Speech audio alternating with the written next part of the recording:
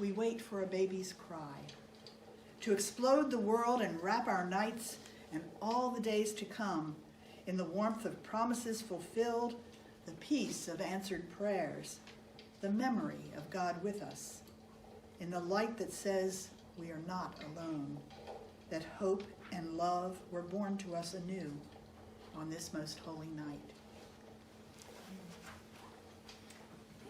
In the days of Herod the king, the angel Gabriel was sent from God to the city of Nazareth, to a virgin espoused to a man whose name was Joseph, and the virgin's name was Mary. And the angel said unto her, Hail, the Lord is with thee. Blessed art thou among women. And when she saw him, she was troubled. The angel said, Fear not, Mary, for thou hast found favor with God. Thou shalt bring forth a son, and call his name Jesus.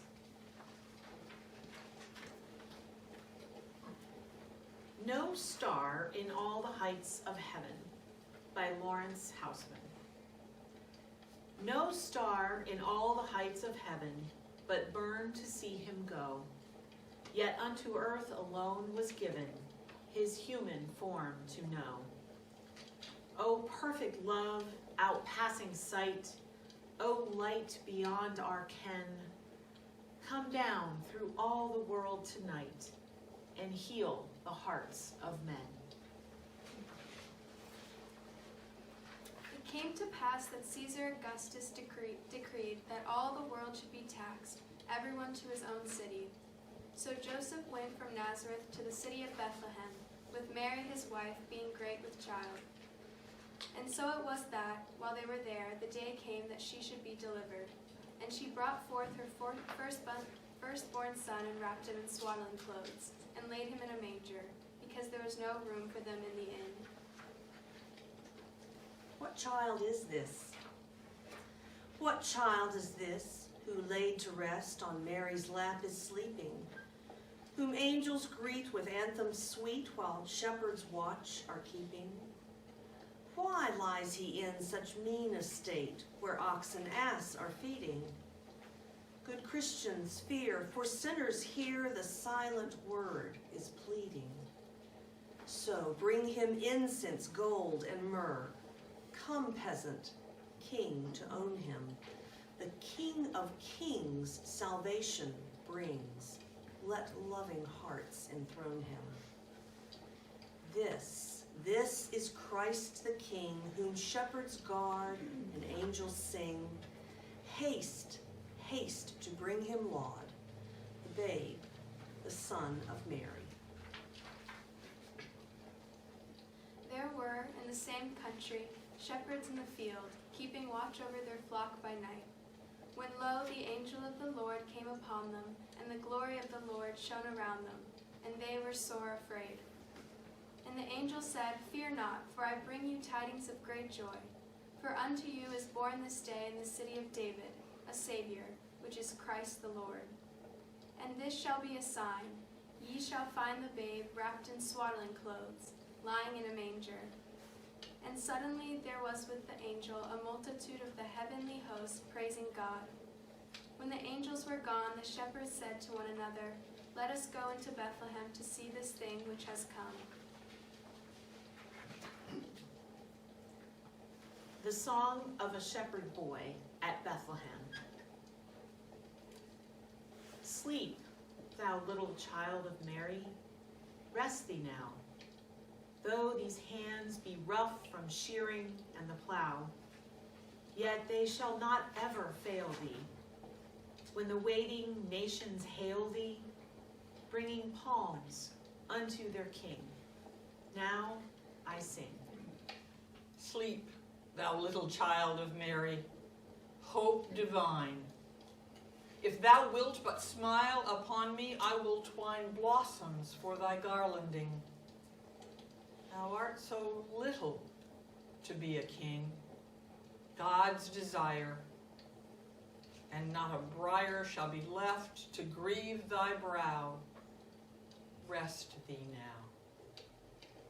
Sleep, thou little child of Mary. Some fair day wilt thou, as thou wert a brother, come away over hills and over hollow. All the lambs will up and follow follow but for love of thee. Lovest thou me? And behold, there came wise men to Jerusalem, saying, Where is he that is born King of the Jews? For we have seen his star and are come to worship him. Then Herod called the Magi secretly and sent them to Bethlehem and said, Go and search carefully for the child. As soon as you find him, report to me, so that I too may go and worship him. And lo, the star, which they saw in the west, went before them, till it stood over where the young child was. And when they were come into the house, they saw the young child with Mary his mother, and fell down and worshipped him. And when they had opened their treasures, they presented unto him gifts of gold, and frankincense, and myrrh. Afterward the wise men were warned in a dream not to report to Herod what they had seen, and they returned to their country by another route. These two poems by Eleanor Lennon were once used by our OPMH Pastor Emeritus William Sengel as part of a chaplain's retreat. Hazard is on the road. Hazard is on the road to Bethlehem's manger. If Christ be born in us, our old gods are in danger. We fear, as Herod did, the pattern changer. Christmas symbol. Year-long, the subterranean stream flowed silently and hidden. But now, as wakers from a dream, we see that love unbidden has flooded our dry hearts again with grace past all petition.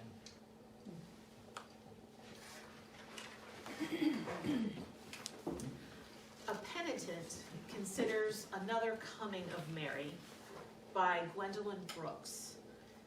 And she was a poet and a writer and a very accomplished one, and she was the first African-American woman to win the Pulitzer. If Mary came, would Mary forgive, as mothers may? And sad and second Savior furnish us today? She would not shake her head and leave this military air, but ratify a modern hay and put her babe there. Mary would not punish men if Mary came again.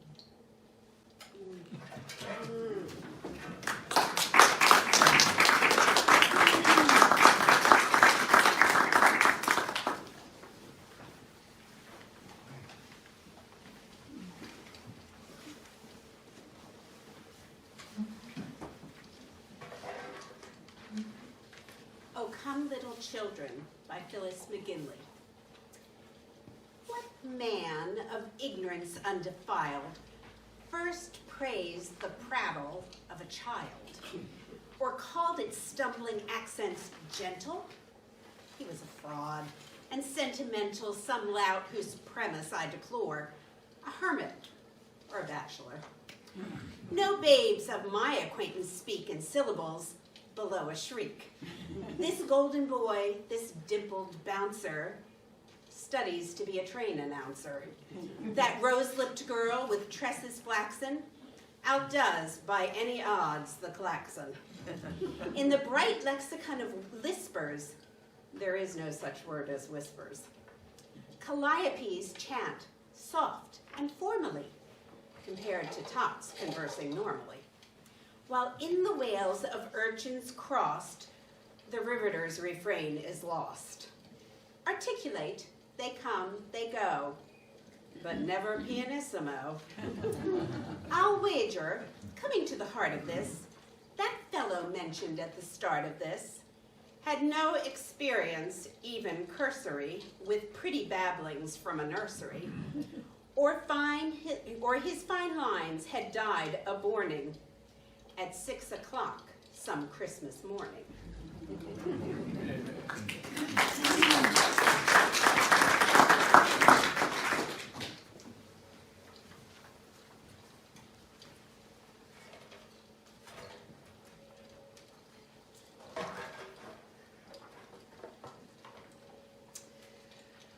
The Untold Adventures of Santa Claus by Ogden Nash. There was a painting with which I am sure you need no acquainting, a canvas that every schoolboy knows, of a gallant boat amid icy floes. It thrills the blood like a trumpeter's blare, Washington crossing the Delaware. It's a pity the artist wasn't there. He had pondered time and time again on General George and his ragged men. His imagination was vivid, no doubt, but he left an important figure out. So it's time you learned how Santa Claus furthered the Continental cause. Christmas night, 1776. The Christmas candles were smoldering wicks, and Santa, having circled the globe, was weary and worn as poor old Job, with never a thought in his nodding head but a good warm meal and a good warm bed. And the reindeer forgot their steaming coats as they dreamt of the stable abrim with oats. The faithful sleigh could be put to rest, now empty as last year's robin's nest. For the letters from all good girls and boys had been answered with jolly Christmas toys. As they dropped toward the pole like a burned-out rocket, Santa put his hand in his jacket pocket. "Ho, ho, ho! Heavens to Betsy, my goose is cooked! Here's a letter I must have overlooked!"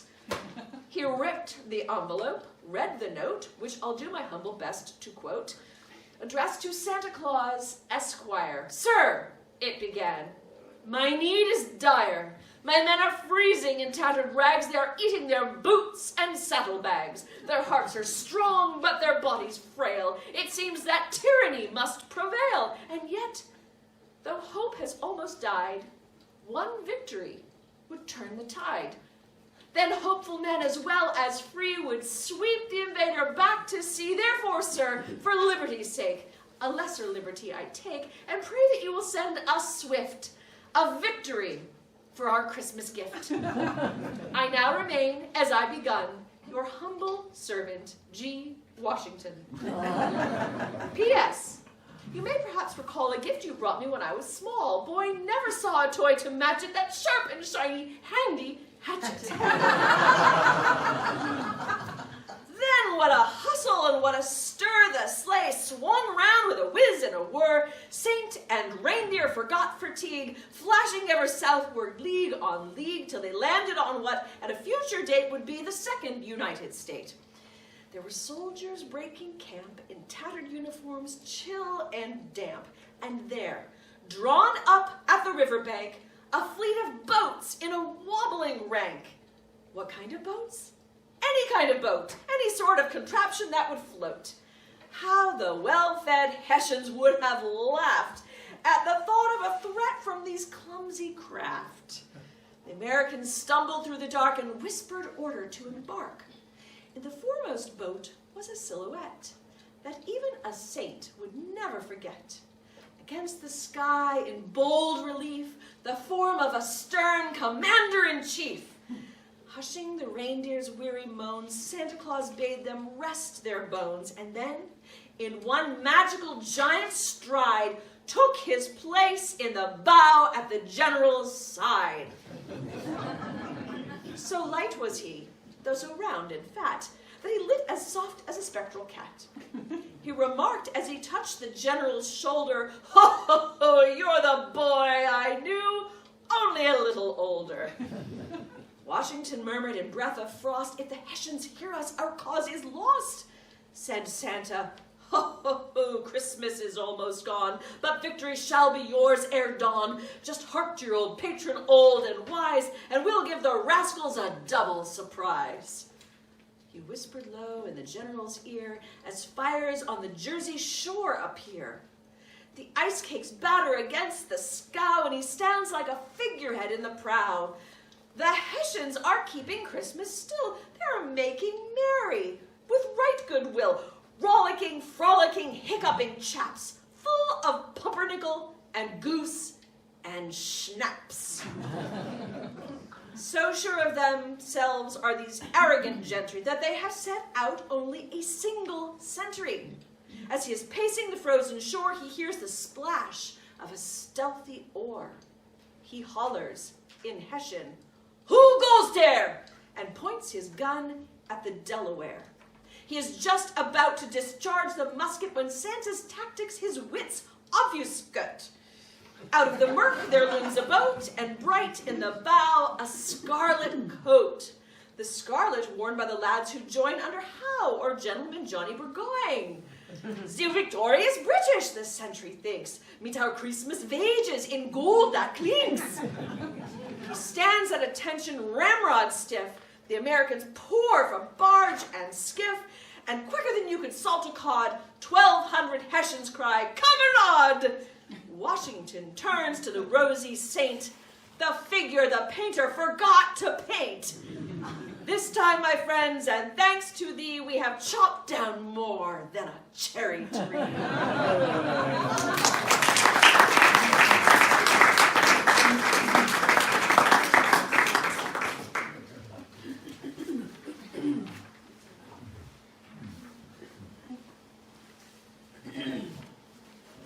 This is a piece called God in the Doorway by the writer Annie Dillard. One cold Christmas Eve, I was up unnaturally late because we had all gone out to dinner. My parents, my baby sister, and I. We had come home to a warm living room and Christmas Eve. Our stockings drooped from the mantel. Beside them, a special table bore a bottle of ginger ale and a plate of cookies.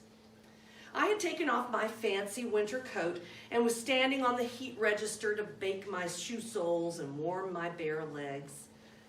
There was a commotion at the front door. It opened and cold wind blew around my dress. Everyone was calling me, "Look who's here! Look who's here!" I looked. It was Santa Claus, whom I never, ever wanted to meet. Santa Claus was looming in the doorway and looking around for me. My mother's voice was thrilled. "Look who's here!" I ran upstairs. Like everyone in their right mind, I feared Santa Claus, thinking he was God. Santa Claus was an old man whom you never saw, but who nevertheless saw you. He knew when you'd been bad or good, and I had been bad. My mother called and called, enthusiastic, pleading I wouldn't come down. My father encouraged me. My sister howled. I wouldn't come down, but I could bend over the stairwell and see. Santa Claus stood in the doorway with night over his shoulder, letting in all the cold air of the sky. Santa Claus stood in the doorway, monstrous and bright, powerless, ringing a loud bell and repeating, "Merry Christmas, Merry Christmas." I never came down. I don't know who ate the cookies. For so many years now, I have known that this Santa Claus was actually a rigged-up Miss White who lived across the street. That I confused the dramatis personae in my mind, making of Santa Claus, God, and Miss White an awesome, vulnerable trinity. This is really a story about Miss White. Miss White was old. She lived alone in a big house across the street. She liked having me around. She plied me with cookies, taught me things about the world, and tried to interest me in finger painting, in which she herself took great pleasure. She would set up easels in her kitchen, tack enormous, slick, soaking papers to their frames, and paint undulating undersea scenes, horizontal smears of color, sparked by occasional vertical streaks, which were understood to be fixed kelp. I liked her. She meant no harm on earth. And yet, half a year after her failed visit as Santa Claus, I ran from her again. That day, a day of the following summer, Miss White and I knelt in her yard while she showed me a magnifying glass. It was a large, strong lens. She lifted my hand and, holding it very still, focused a dab of sunshine on my palm. The glowing crescent wobbled, spread, and finally contracted to a point. It burned. I was burned. I ripped my hand away and ran home crying. Miss White called after me, sorry, explaining, but I didn't look back. Even now, I wonder, if I meet God, will he take and hold my bare hand in his and focus his eye on my pain and kindle that spot and let me burn? But no, it is I who misunderstood everything and let everybody down. Miss White, God, I'm sorry I ran from you.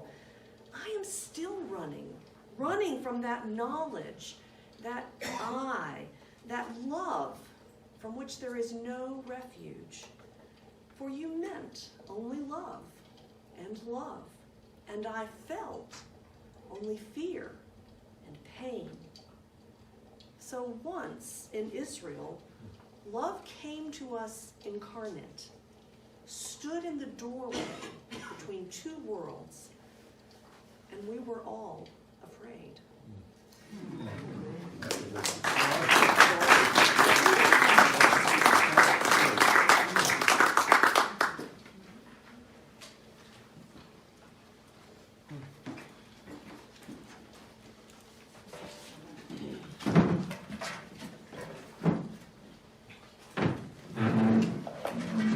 This is a Christmas Greeting by E.B. White. E.B. White actually did a series of these greetings in the New Yorker over several years. From this high Midtown hall, undecked with boughs, unfortified with mistletoe, we send forth our tinseled greetings as of old, to friends, to family, to strangers of many conditions in many places. Merry Christmas to uncertified accountants, to tellers who have made a mistake in addition. To girls who have made a mistake in judgment. To grounded airline passengers, and to all of those who cannot eat clams. We greet with particular warmth people who wake and smell smoke. To captains of riverboats on snowy mornings, we send an answering toot at this holiday time. Merry Christmas to intellectuals and other despised minorities. Greetings of the season to unemployed actors and the blacklisted everywhere who suffer for sins uncommitted. A hollythorn in the thumb of compilers of lists. Greetings to wives who can't find their glasses and to poets who can't find their rhymes. Merry Christmas to the unloved, the misunderstood. The overweight. Joy to the authors of books whose titles begin with the word how. What did you say? As though they knew. Merry Christmas to old men asleep in libraries. Merry Christmas to people who can't stay in the same room with a cat. We greet to the boarders in boarding houses on 25 December and young lovers who got nothing in the mail. Merry Christmas to people who plant trees in city streets.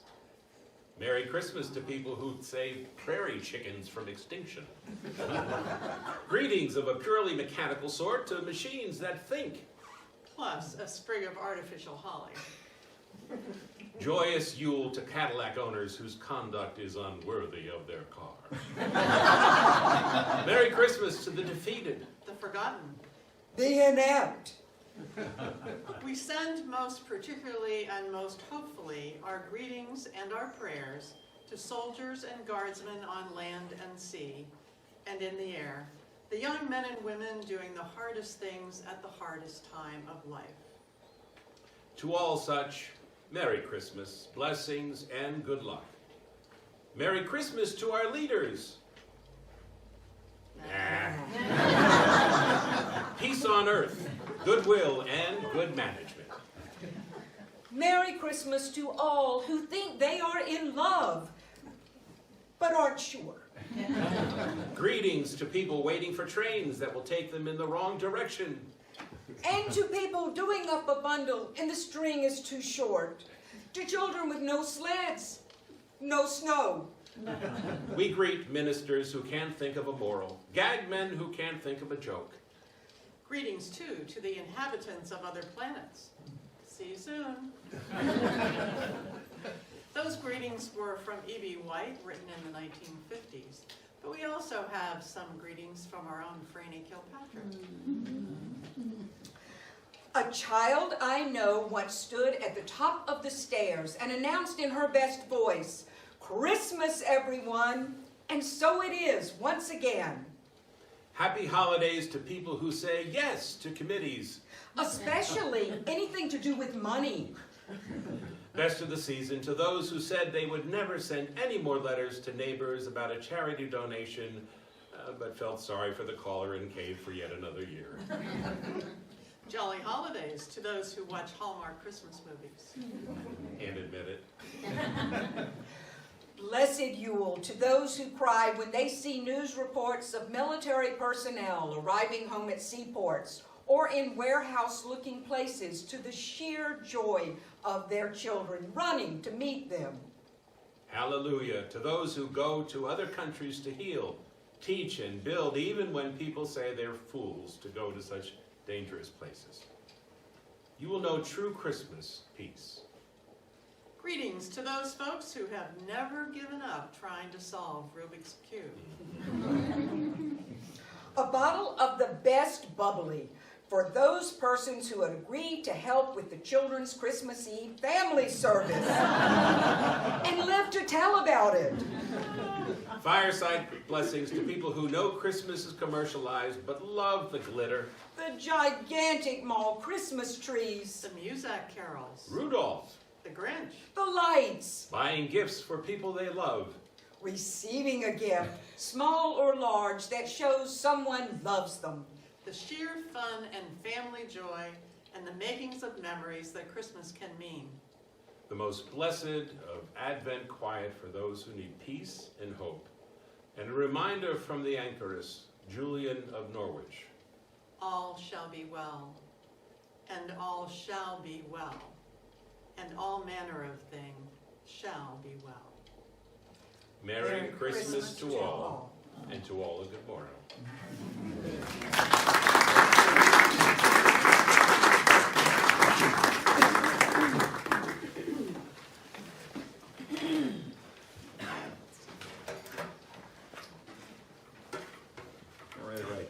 So this is a piece by Francisco Goldman, who is quite a decorated writer and essayist. Was covered Central America for Harper's Magazine in the 80s. You'll learn more about him in a second. But I should tell you, the piece is called It's Magic. My very first memory of life in the United States is a Christmas memory. I was born in Boston, but when I was still a baby, my mother took my sister and me back to Guatemala, where we lived in my abuelo's house. I have no Christmas memories of that time, though the family photo album does preserve a relic of a seasonal rite, a studio photograph. There we are, little Frankie and Barbie Goldman and our cousin Lionel Molina, posed before a studio photographer's backdrop of an Indian hut, all of us dressed in ceremonial garb. The boys with little charcoal mustaches drawn on their faces. It was Abuelita who mailed this token religious holiday cheer to my Jewish father in Boston. Writing on the back, "Here are your two little Indians, with our very best wishes for a Merry Xmas and a Happy New Year." What could my father have thought when he opened the envelope and he looked at that picture for the first time? It was possible that his family might never live with him again, and now here we were, his little Catholic Mestizo Indians, Oy vey! Merry Xmas! Within the next year, my sister and I contracted tuberculosis. This saved us from having to grow up in Guatemala. It's a country that I can still ferociously love and hate and feel compelled to visit every time I can. My mother took us back to Boston in part for the better medical care, and my parents resolved whatever had temporarily separated them. And so my father was waiting for us in a suburban ranch house. It was Christmas. I was nearly 4. My father's family had fled the Russian pogroms. He and his youngest siblings were born in the United States. 2 decades older than my mother, my father was born in 1910. He became an American Jew. He was never very religious, though his sense of Jewishness is strong. It's essential to who he is, despite the fact that he married a Catholic. In our family, it was Christmas that we celebrated, not Hanukkah. Still, I've always thought of Christmas as my father's holiday. Not that he was in any way undignified about it. He never, for example, would have thought of accompanying my mother, my sister, and me to midnight mass. And Christmas for my father, I think, had almost an Old Testament meaning, because to him it marked the return of his family from their unholy wanderings, the return of his son. I don't think I've ever seen my father looking so happy as he does in a photograph taken that first Christmas, holding his wheezing, tubercular, daddy-besotted little boy in his arms. Sometimes we had relatives over for Christmas Eve, though usually my parents invited friends. My mother's Latin American friends, my father's old Jewish neighborhood friends, who were so close to family, we called them aunts and uncles. Sometimes we'd make a short Christmas Eve trip to the house of one of my mother's Latin American friends to admire their nativity creche. They had an antique porcelain Christ child in its cradle, a family heirloom from colonial times, which had traveled with them from Bolivia to Boston. I remember standing around the precious doll singing carols. But Christmas was my father's holiday. And I'll never forget one Christmas moment. It must have been the very next year, after that first Christmas Eve in Massachusetts. My father was holding me in his arms. It was snowing, and we were standing outside our front door. My father excitedly pointed at the sky, and he shouted, "Can you see them? Hear them? See them, Frankie, Santa and his reindeer." And he said it with so much conviction that I finally saw them too, flying through the sky and the snow, high in the sky, above the rooftop of the O'Donnell's house and the trees of the hills behind. Santa and his reindeer. I've never forgotten that sight. Who could ever forget seeing something like that? You know, Gabriela Garcia Marquez once told an interview that a key to his fabulous art is the understanding that there's nothing more convincing than conviction itself. Well, more than 3 decades would pass before I would find myself again being persuaded in a similar way, filled briefly with that same sensation of hallucinatory enchantment and excitement as I listened to a similar sounding conviction. And then I understood exactly what it was my father had given me for that first time. I was visiting a friend in southern Spain for Christmas. His little daughter, Rosie, and I were out on the front porch, just after dark, gazing down the hill at all the lights and the Mediterranean beyond. The night sky was a beautiful, luminous blue with the silver moon and the stars just coming out. Rosie, in her nightgown, was explaining, and her voice was emphatic with the excitement of what she just figured out. How it is that Santa Claus and his reindeer can fly. People say it's impossible, she said. They say it's impossible that he can fly. She widened her eyes indignantly. But they don't understand. Rosie shook her head as if it were all so obvious. And she held out her hands in an exasperated gesture of, "Can't you see how simple it really is? It's magic," she said. "He can fly because he's magic." That's why it's called magic. It's magic.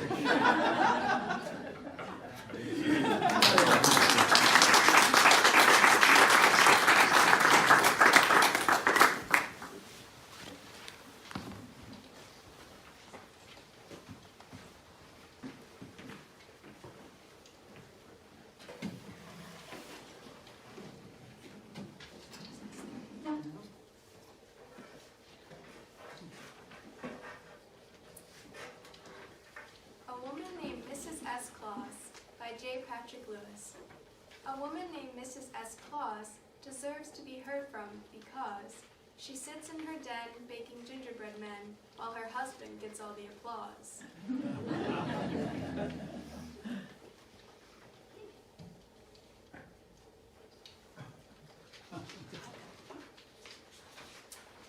A Christmas Gift by Teresa Marcos. Martha Stewart is on the television telling me how to fold my napkins and color coordinate my curtains and my towels. As I sit on my stain-plaid couch with my feet on a crooked plastic dinner tray, surrounded by peeling wallpaper that went out of style in the 70s. And I wonder if anyone could live with such a perfectionist. Or how someone could buy her a Christmas gift. Yeah. What sort of gift would you buy for Martha Stewart? If you felt like getting anything at all. And then I begin to feel sad, or more filled with self-pity, that this is what my life has been reduced to. That I'm worried about what I would get Martha Stewart for Christmas. Michael Lynch is a self-described writer and multimedia producer in LA. And in the early years of this decade, he produced a holiday humor book that parodies the ubiquitous Christmas letters sent out every season by, well, you know who you are. These season's salutations go out to the students in Mrs. Crevity's 3rd grade class. My dear students, stop slouching. Those of you who are tardy in reading this know who you are and will remain after class when we resume in January. I must thank you all for your thoughtful cards and notes. It's nice to see how your penmanship has improved. We will discuss your grammar at a later date. Thanks also for the Je ne sais perfume. I didn't know Costco sold bottles that large. So if any of your mothers or grandmothers would like to borrow some, the enough gum for everyone rule does not apply. It was certainly unnecessary, but very thoughtful, as were the assortment of shawls, Hello Kitty brooches, the special edition 4-disc DVD set of the Fast and Furious Tokyo Drift, and the cootie testing kit, results confidential. I especially want to thank the very special person who put s'mores in my Louis Vuitton handbag. That was certainly very creative, unlike the frog and the thumbtack.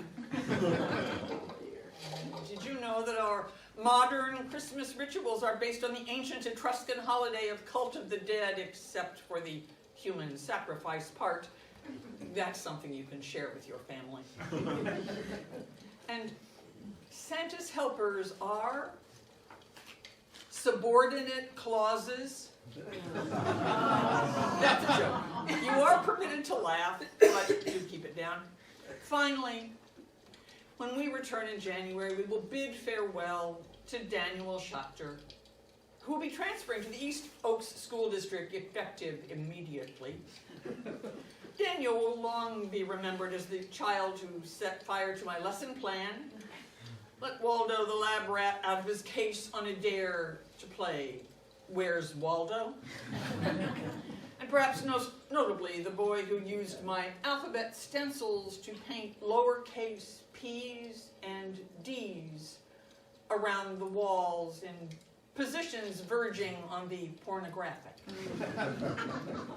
Well, I hope that you and your families have a pleasant holiday and that you will return alert and prepared to learn. Best holiday wishes, Mrs. Cravatti. P.S. For extra credit in 500 words or less, please answer the following. If you could be an animal, what would you be and why?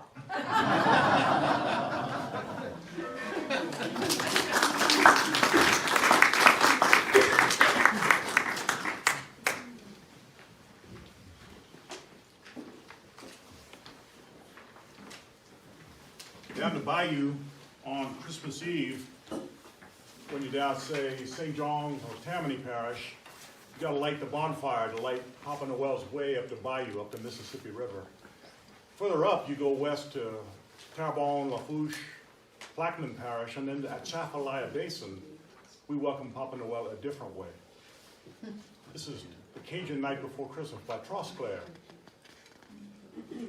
'Twas the night before Christmas, and all through the house, they don't a thing pass, not even a mouse. The cheering been nuzzled, good snug on the floor, and Mama passed the pepper through the crack on the dough. Then Mama in the fireplace done roast up the ham, stir up the gumbo, and make bake the yam. Then out on the bayou, they got such a clatter, makes sound like old Boudreaux done fall off his ladder. I run like a rabbit to got to the door, trip over the door, and fall on the floor. As I look out the door, in the light of the moon, I think, man, you crazy, or got old too soon.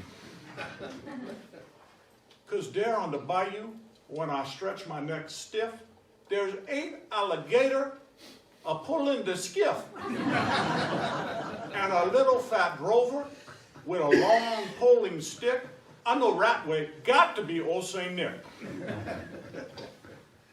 More faster and faster, the gator they came, and he whistled and hollered and called them by name. Ha Gaston, ha T-Boy, ha Pierre and Alcé, G Nanette, G Suzette, Celeste, and Renee. To the top of the porch, to the top of the wall, make crawl, alligator, and be sure you don't fall. Like Tante Flo's cat, through the treetops he fly, when the big old hound dog come a run himself by. Like that up the porch, them old gator climb with a skiff full of toy and San Nicholas behind. Then on top the porch roof, it sound like the hail when all them big gator done sat down their tail. Then down the chimney, I yell with a bam, and San Nicholas fall and sit on the yam. Sacre, he exclaimed. My pant got a hole. I done socked myself on them red hot coal. He got on his foot and jumped like a cat out to the floor where he landed with a splat. He was dressed in muskrat from his head to his foot, and his clothes is all dirty with ashes and soot. A sack full of plating he throw on his back. He looked like a burglar, and that's for a fact. His eyes, how they shine. His dimple, how merry. Maybe he been drink the wine from Blackberry. His cheek was like rose, his nose like a cherry. On second thought, maybe he lap up the sherry. With snow white chin whisker and a quivering belly, he shook when he laughed like the strawberry jelly. But a wink in his eye and a shook of his head make my confidence that I don't got to be scared. He don't do no talking. Gone straight to his work, put plating in sock, and then turn with a jerk. He put both his hand there on top of his head, cast an eye on the chimney, and then he done said, with all of that fire and them burning hot flame, me, I ain't going back by the way that I came. So he run out the door, and he climbed to the roof. For he ain't no fool him for to make one more goof. He jump in his skiff, and he crack his big whip. The gator move down and don't make one slip.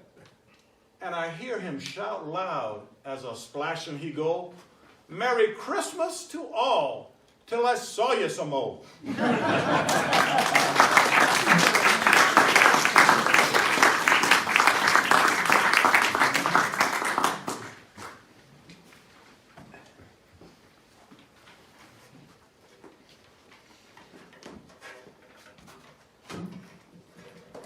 This is a piece by the late Victor Martinez, excuse me, who, among other things, won the National Book Award for Young People's Fiction. It's called Barrio Humbug. As a boy, my Christmases were dreary reminders that my family, no matter how colorfully one wants to paint it, was poor. Until my father discovered the Lions Club cheap toy giveaway, what my brothers and I got for Christmas was a rubber-banded bushel of dime store socks and a pair of can't-bust-em jeans to weather both winter and summer. Once I got a plastic Tyrannosaurus, and in the panic attack that followed, almost hyperventilated, believing God had definitely made a mistake. Toys like that go only to rich folks. Either way, my mother claimed we were lucky. In Mexico, she'd tell us, one doesn't expect a multi-gear bike, just some fruit and clay animals stuffed into one's shoes.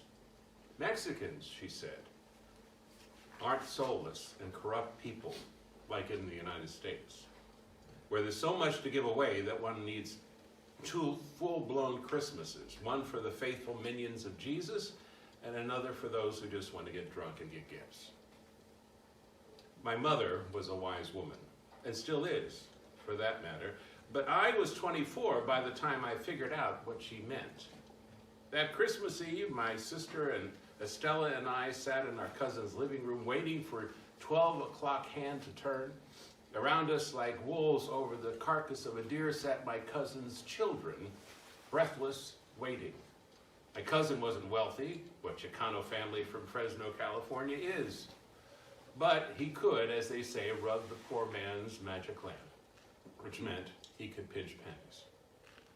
When the clock finally cranked 12, a twister suddenly whirled into the room, snarling and licking at our hair. Actually, it was the kids, their little faces contorted with greedy enthusiasm, their chubby hands snatching at gifts as if they were afraid the toys would scurry away. Kids barely out of their baby teeth became as predatory as great whites. The walls of the house practically collapsed from the frenzy of their feeding. My sister and I shivered with an icy fever from the cold greed. Those kids just didn't open their presents. They eviscerated them to judge in a calculating second what the hyperfluvia of their imaginations had been whipping up for months. Then they'd give off this low, almost caustic snort of disappointment. Obviously, the gifts were not as phantasmagorically splendid as their fantasies, but then maybe the next gift was, so immediately they gouged into another package. There is a no more tortured landscape than the face of a child makes when he hasn't gotten what he wanted for Christmas. I stumbled away from my cousin's home, a scorched man. I decided I never would spin the wheel of Christmas commerce again. From that day on, I resolved I would punch Santa in the nose, figuratively speaking, of course, whenever we crossed paths. I would remain unimpressed when my eyes happened to gaze upon a celestially baubled Christmas tree blazing magnificently at me from a department store window. Furthermore, I felt free to explain to anyone who'd listen, we Chicanos were no better in this regard than anyone else. Corporate America had its hand buried to the elbows in our pockets. Ours was no innocent idol of posadas and festive dinners. Here in America, I'd rant, we take as big a bite out of the earth's rump as the next glutton. If you disagreed, I'd confront you with this. Ask yourself how many times you've heard politically earnest Chicano parents say, well, the kids like it, it's for the kids. And how many times have you seen the eyes of those same parents who march their dogs dead for equal rights start twinkling on and off, red and green, when the Christmas rolls around? We're as sentimental about this holiday as we are about El Movimiento. So every year, I go on, we shovel billions to corporations selling happiness inside a flame red wrap. Why? Because we sense that although we're responsible for them, our children really don't belong to us. They belong to the nightmare schools that educate them, to the fright-wig friends who influence them, to the pop and slot machine that passes for culture in this society. I'd be very eloquent. As you can probably imagine, riffs of moral umbrage of this sort didn't exactly endear me to family and friends, especially since I didn't have any children of my own. Despite the tradition that declares that hospitality cannot be refused without risking serious astral repercussions, people quit inviting me to Christmas dinners altogether. Happily, one learns with age, as I'm sure my mother, who had the wise soul of an aesthetic Buddha, learned that no one wants a mealybug in their geraniums. To be the Grinch at Christmas is to sled solo. In the end, a little attitude adjustment served me well.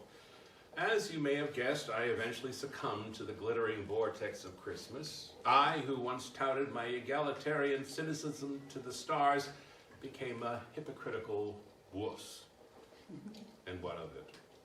Christmas is a disease cured only by the death of one's fake enthusiasm for self-containment. If you want to know the truth, I like gleefully munching on a cinnamon buñuelos and unabashedly drinking spiked eggnog under mistletoe. And, call me a wimp, but I enjoy muddying my hands with masa every year for the customary tamales. I'm not about to change back into that young, cynical spoiler who almost had his pessimistic butt driven from the family hearth, because at bottom, that is what Christmas is all about. Family. For one day, in a year that may have brought many disappointments, my family gets together and we talk, we fight, we relive past crimes inflicted on ourselves and others, and then we forgive. The world is out there, and we're in here, not alone, but together.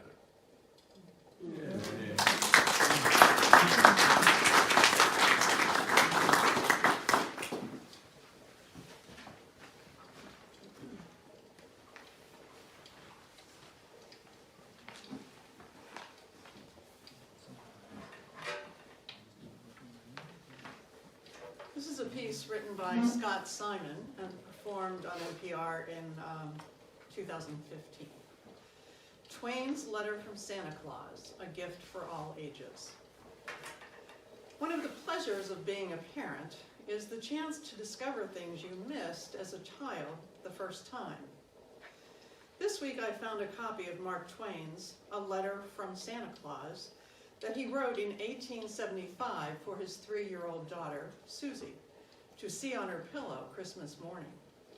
Santa assures Susie Clemens he read the letter she had scrawled for herself and her baby sister. For although you did not use any characters that are in grown people's alphabet, you used the characters that all children in all lands on earth and in the twinkling stars use, he wrote. You will find that I made no mistakes about the things which you and the baby ordered in your own letters. I went down your chimney at midnight when you were asleep and delivered them all myself and kissed both of you. Our last lot of kitchen furniture for dolls had just gone to a very poor little child in the North Star, away up in the cold country above the Big Dipper. Your mama can show you that star, and you will say, Little Snowflake, for that is the child's name. I'm glad you got that furniture, for you need it more than I. But Santa Clemens says he couldn't make out some words in a doll's hand. I took it to be a trunk full of doll's clothes. Is that it? I will call at your kitchen door about 9 o'clock this morning to inquire. But I must not see anybody, and I must not speak to anybody but you. I shall ask you what color you want the trunk to be. Your mama will help you to name a nice color, and then you must tell me every single thing in detail which you want the trunk to contain. Then when I say, goodbye and a Merry Christmas to my little Susie Clemens, you must say, goodbye, good old Santa Claus. I thank you very much, and please tell that little snowflake I will look at her star tonight, and she must look down here. And every fine night I will look at her star and say, I know somebody up there and like her too. It is poignant to read this letter. Susie Clemens was especially close to her father and became a writer too. But she died of spinal meningitis when she was 24 and left a hole in her father's heart. What you can hear in the words of Mark Twain's Santa is a parent who, in this season, and all others, wants to give his child the world. If my boot should leave a stain on the marble, his Santa wrote, leave it there always as a memory of my visit. Your loving Santa Claus.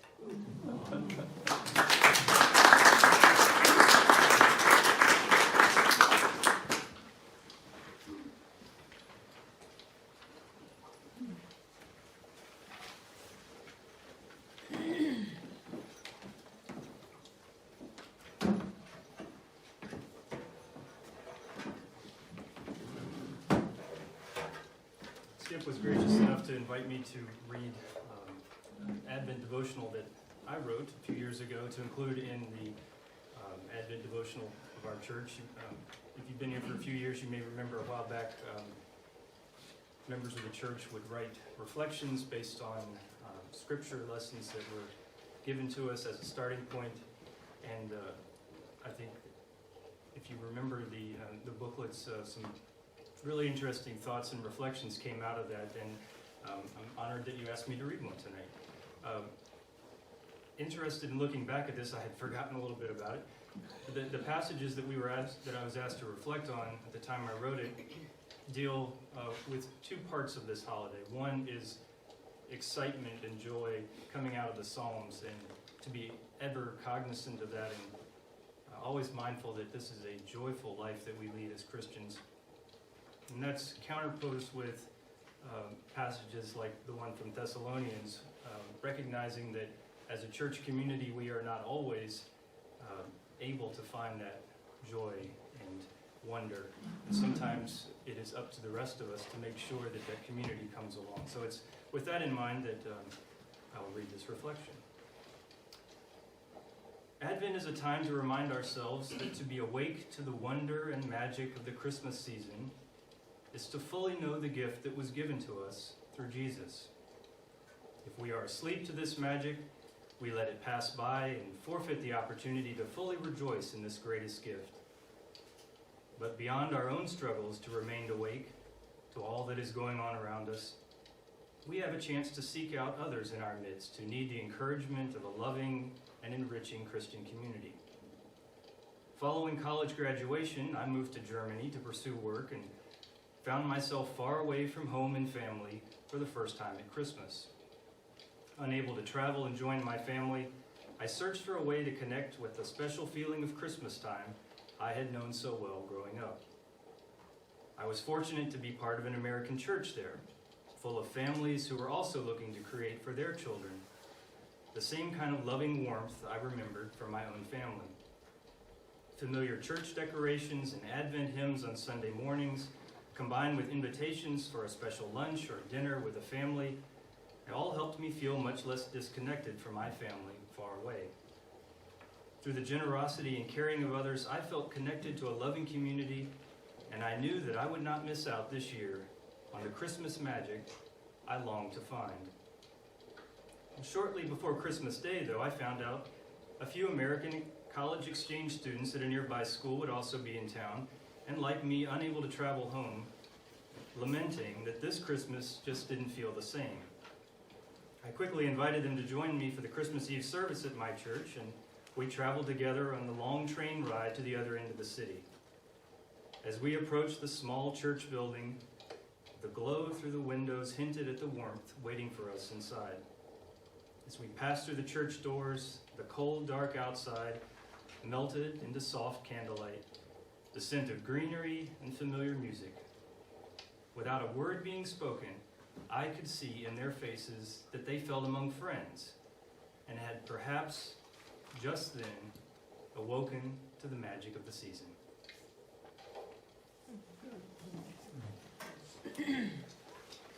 I'm not sure how Skip chooses his pieces, how he puts the person with the piece that they're going to present. But this piece,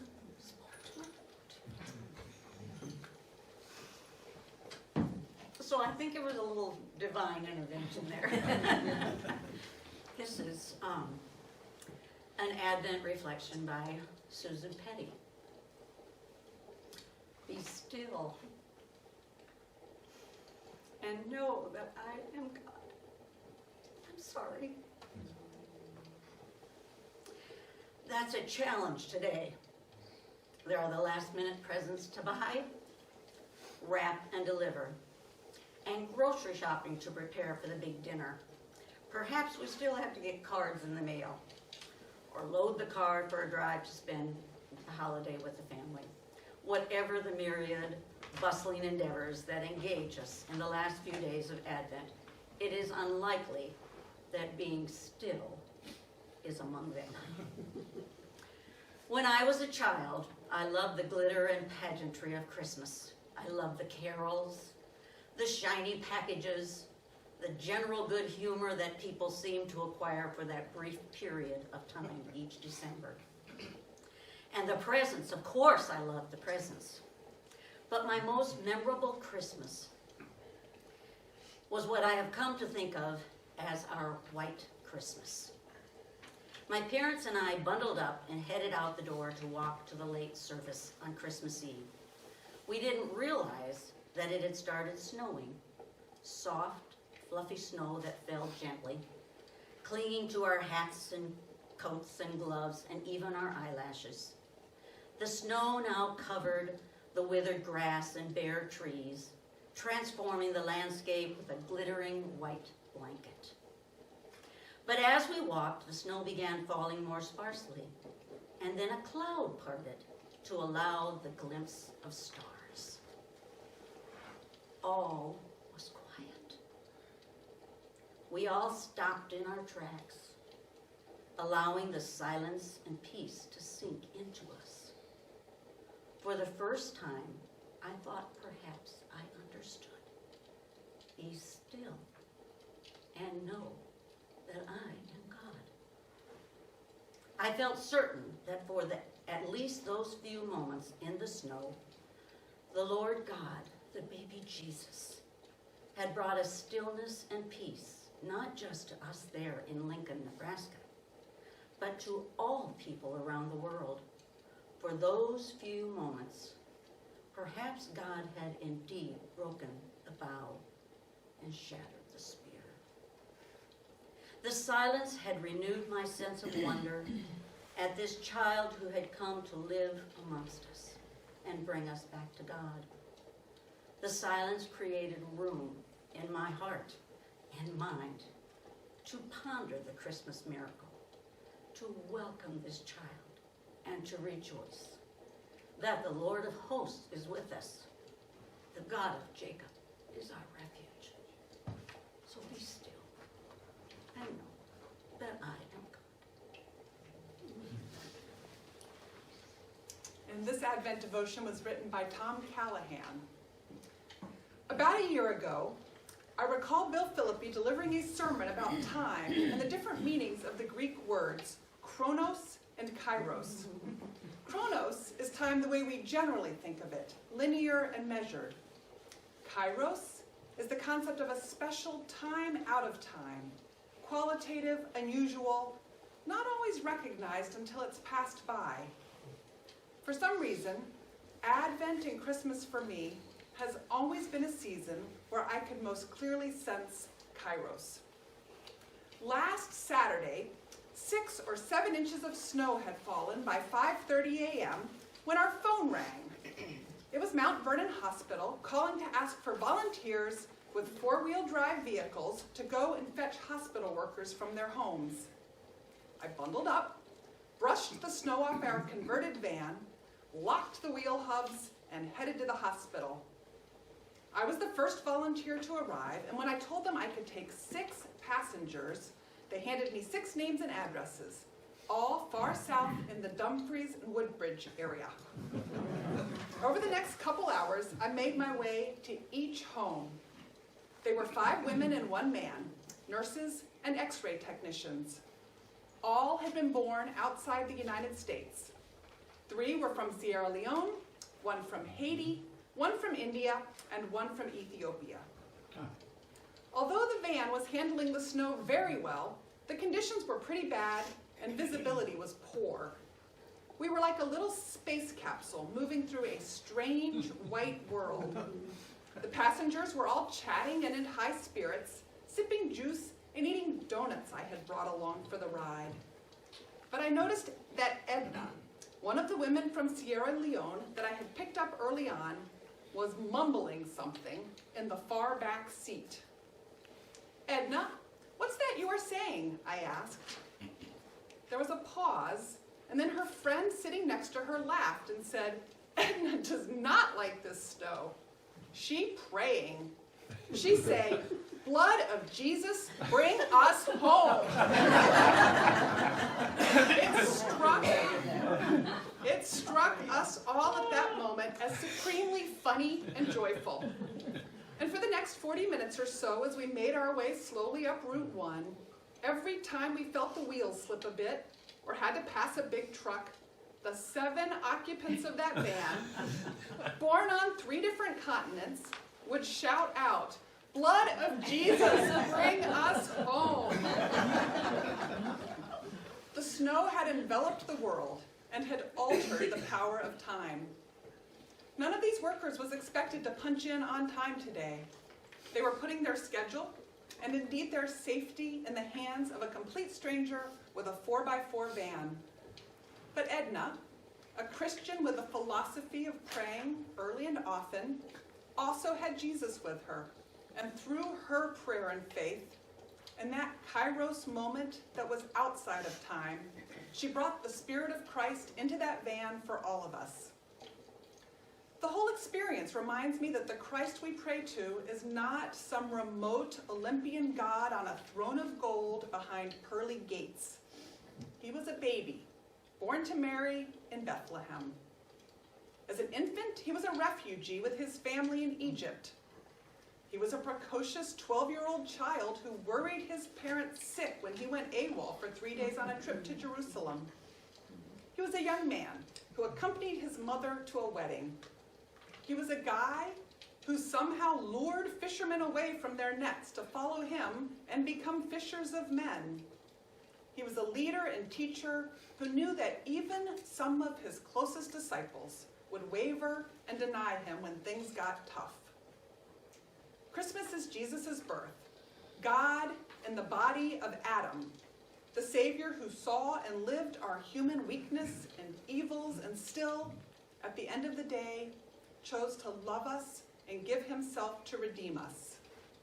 At Christmas, I am reminded that Jesus is someone you can turn to when the snow is deep and the wheels begin to slip.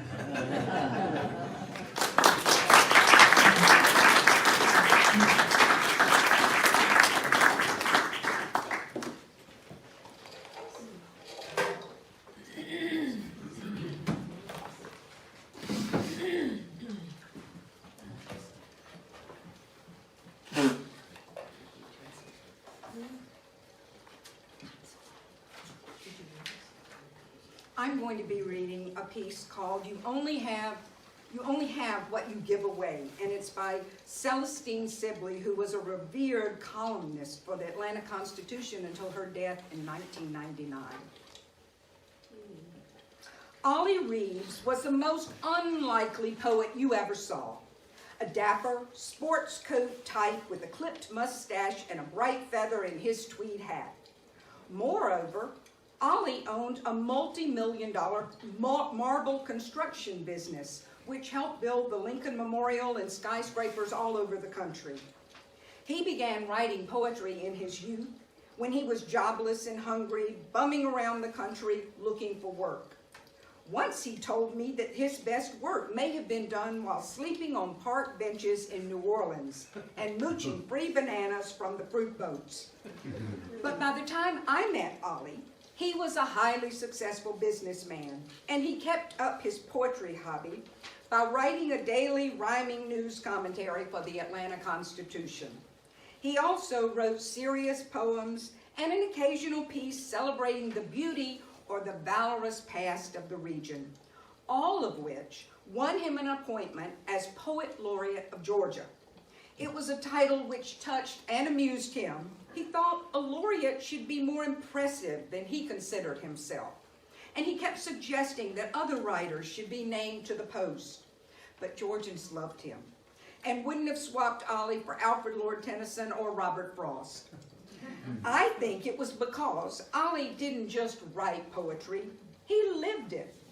All the old and poetic truths which a lot of us repeat because they have a fine sound were as much a part of Ollie as the marrow in his bones. When thou doest thine alms, do not sound a trumpet before thee. You only have what you give away.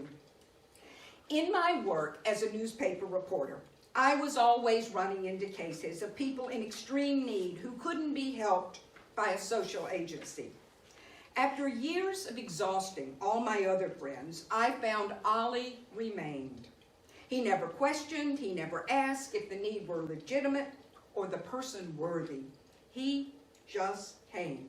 He came himself and brought money, or he sent Joe, a bright-eyed gentleman assistant whom Ollie had sprung from jail years before. Once Ollie told me, if you ever run into a person whose lives could be changed by the better with a little money, not to hesitate to call on him. He remembered his youthful struggles and the times when a few dollars would have made a lot of difference. Ollie hoped to help young people. But shortly after our conversation, the police threw Miss Lucy out of the bus station again, and I called Ollie. Now, about Miss Lucy. Miss Lucy wasn't young. In fact, she hadn't been young since Sherman burned Atlanta. A fantastic-looking old lady. She dyed her hair purple black, coated her face with lavender powder, and walked the streets of Atlanta unceasingly, winter and summer, wearing deepest mourning clothes for a sister who had died 50 years before. Her family had once been prominent in the South, and she inherited a big house on a downtown street. But by the time I knew her, she had lost the house and was living out of garbage cans and sleeping in doorways and in the bus station. Occasionally, the proprietors of the bus station would weary of having Miss Lucy use their waiting room as her home and would call the police and just make her move on. The bus station felt, justifiably, of course, that there must be a more suitable place for her. And couldn't the county welfare do something? But they didn't understand Miss Lucy. She wouldn't accept an old age pension. She wasn't that old, she said. And besides, her family had never found it necessary to receive charity. In vain, I pointed out to her that her family had been proud taxpayers for more than a century and she would only be getting back some of her own money.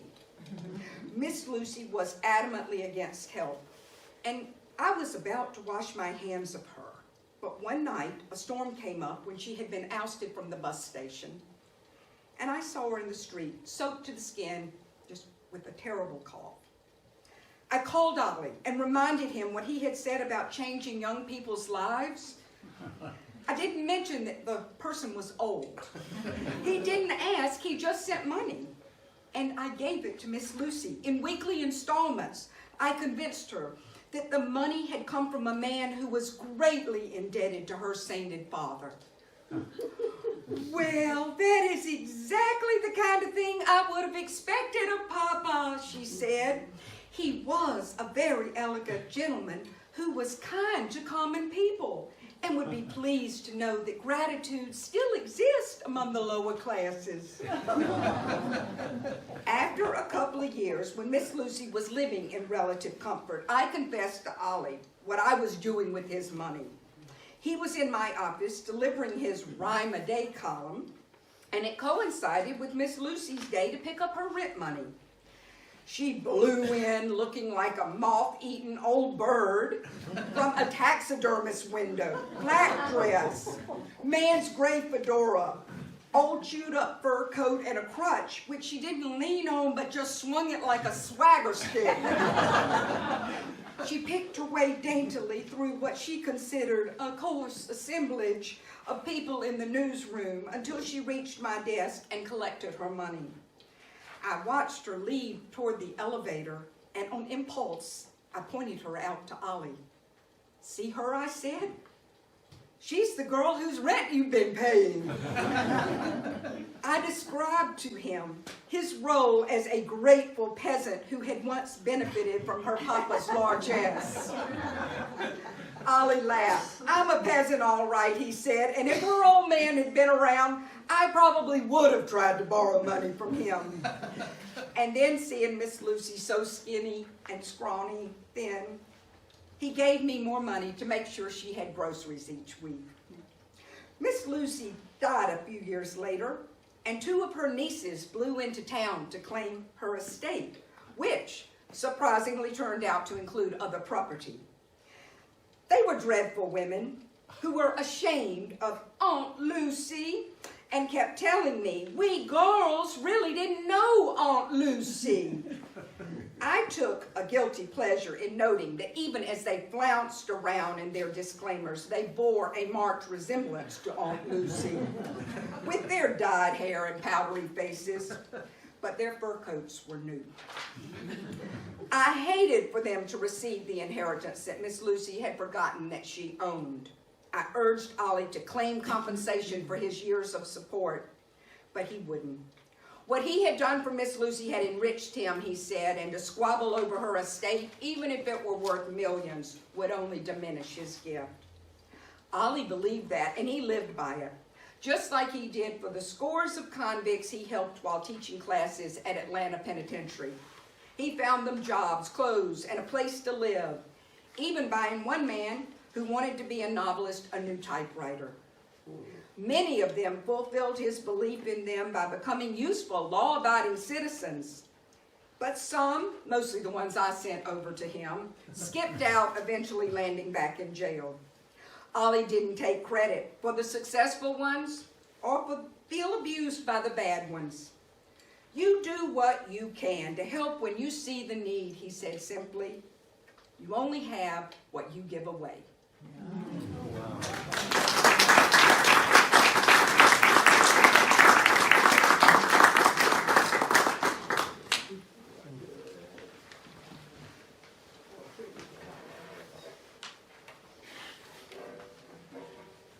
Here I am again, and that's not just for tonight. I echo Sally's message that who knows what evil lurks in the minds that develops this and decides who gets to do what. I will say, however, that I am every year flattered that I get to read this last poem. Actually, it's not the last one, it's the last poem, maybe, that I wrote some years ago, and it's called What Remains.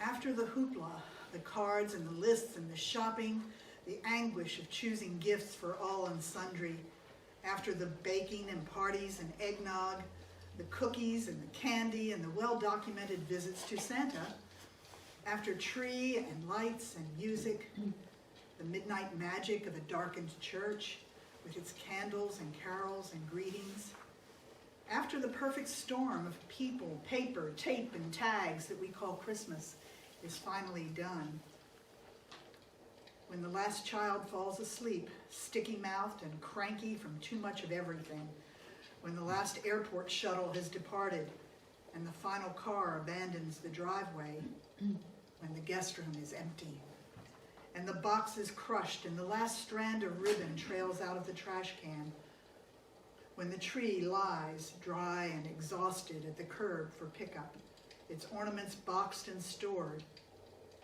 when normal comes back from its Christmas vacation, what remains is the memory of a baby and the promise and the hope he brings.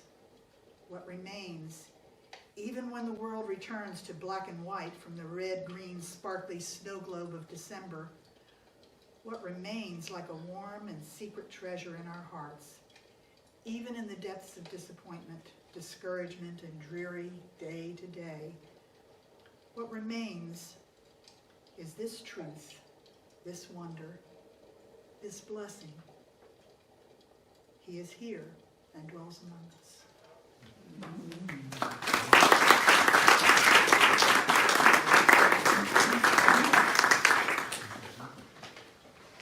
And after hearing that, you don't have to wonder why year after year we hear Mary read the poem. And as it happens, it's something that I think worked rather well with the sermon we heard today. Anyway, thank you all for coming. This is also something that you've heard before, and it's simply a closing line, and it's taken from Thackeray's Dr. Birch and His Young Friends. It's the last lines of a very long piece. My song save this is little worth. I lay the weary pen aside and wish you health and love and mirth, as fits the solemn Christmas tide, as fits the holy Christmas birth. Be this, good friends, our carol still. Be peace on earth, to men and women of gentle will.